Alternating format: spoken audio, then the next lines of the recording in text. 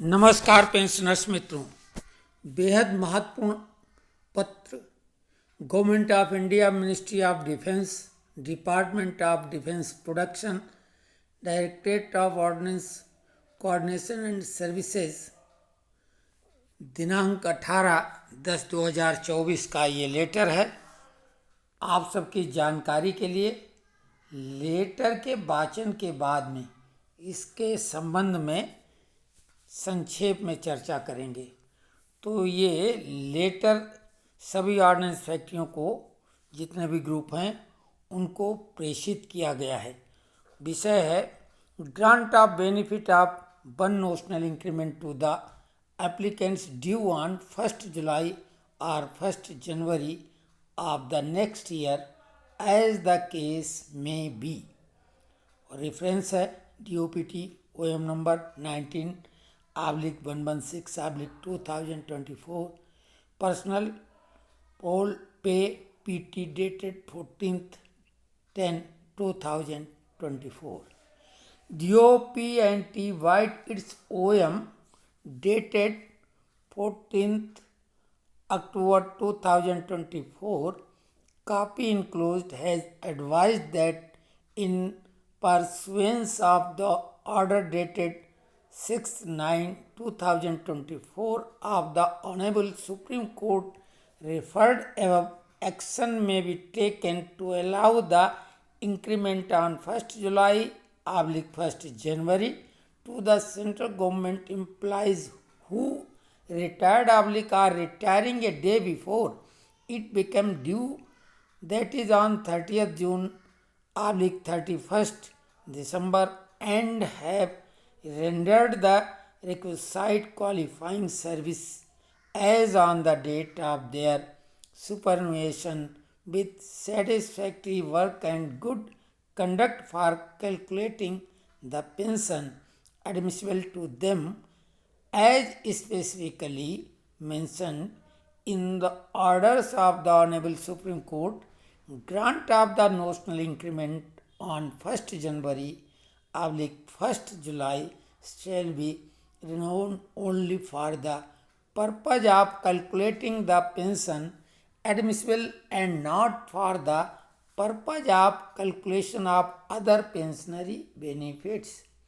Further, it has been intimated that the action taken shall be subject to the final outcome of the review petition D by number 36418/2024 pending before the Honorable Supreme Court, which is expected to be heard by the Apex Court in the B commencing 4th November 2024. In view of this, it is requested to take necessary action accordingly. तो ये रजत पॉल जी का, deputy director general for director general ordnance CNS का पत्र है। सभी ordnance factory के लिए निर्देशित है। अब इसका हिंदी रूपांतर आप देख रहे हैं। भारत सरकार रक्षा मंत्रालय, रक्षा उत्पादन विभाग, आयुध निदेशालय, समन्वय एवं सेवाएं, और ये दिनांक 18/10/2024 का पत्र। विषय आवेदकों को आगामी वर्ष की 1 जुलाई-1 जनवरी को देय एक काल्पनिक वेतन वृद्धि का लाभ प्रदान करना, जैसा भी मामला हो। विषय के बाद में संदर्भ है। DOPT ने अपने दिनांक 14/10/2024 के कार्यालय ज्ञापन प्रतिलिपि संलग्न के जरिए सलाह दी है कि ऊपर संदर्भित माननीय सर्वोच्च न्यायालय के दिनांक 6/9/2024 के आदेश के अनुसरण में केंद्र सरकार के उन कर्मचारियों को 1 जुलाई/1 जनवरी को वेतन वृद्धि की अनुमति देने के लिए कार्रवाई की जा सकती है, जो देय होने से एक दिन पहले यानी 30 जून/31 दिसंबर को सेवानिवृत्त हुए सेवानिवृत्त हो रहे हैं, और जिन्होंने अपनी सेवानिवृत्ति की तारीख तक संतोषजनक कार्य और अच्छे आचरण के साथ अपेक्षित योग्यता सेवा प्रदान की है ताकि उन्हें स्वीकार्य पेंशन की गणना की जा सके।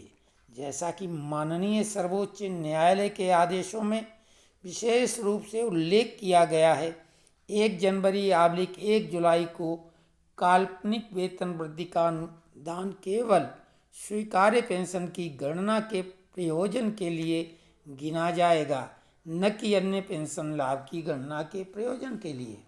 इसके अलावा ये सूचित किया गया है कि की गई कार्रवाई माननीय सर्वोच्च न्यायालय के समक्ष लंबित समीक्षा याचिका उप संख्या 36418/2024 के अंतिम परिणाम के अधीन होगी, जिस पर 4/11/2024 से प्रारंभ होने वाले सप्ताह में शीर्ष न्यायालय द्वारा सुनवाई किए जाने की उम्मीद है।